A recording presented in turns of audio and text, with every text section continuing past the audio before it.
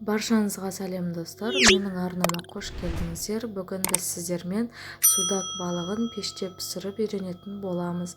Өте жұмсақ және өте оңай, тез дайын болады. Ең бастысы, ендеше менімен бірге жасап көріңіздер. Бізге қажетті ингредиенттер: судак балығы, пияз, бұрыш, приправалар өз қалауыңызша, сұйық май қажет болады. Егер сіздерде болса, лимон қоссаңыздар тіптен жақсы болады. Ең алдымен балығымызға тұзымызды, бұрышымызды, приправаларымызды салып 10-15 минутқа маринадтап қоямыз.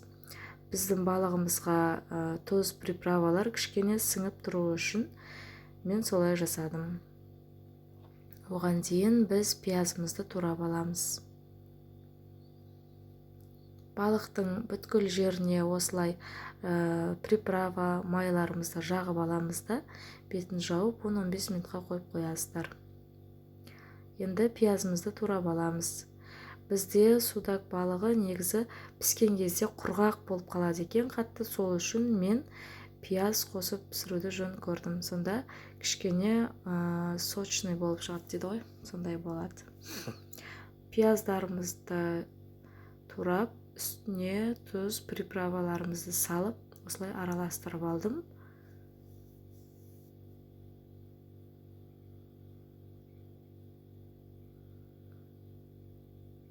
Енді ыдысымызға сұйық майымызды құйып, үстіне пиязымыздың жартысын төсеп шығамыз.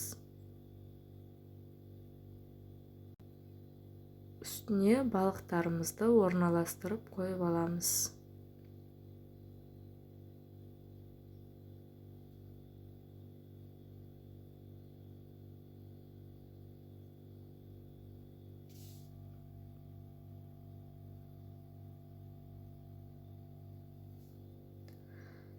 Енді қалған пиязымызды балықтың үстіне төсеп шығамыз.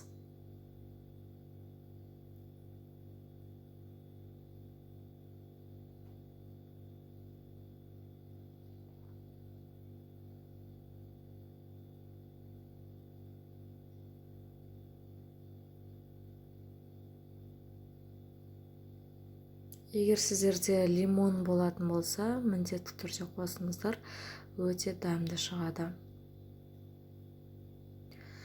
Міне, барлық пиязымызды салып алдық. Енді пешке 180 градуста 30 минутқа қоясыздар. Міне достар, біздің балықтарымыз пісті. Гарнирге күріш немесе пюремен бірге ұсынсаңыздар болады.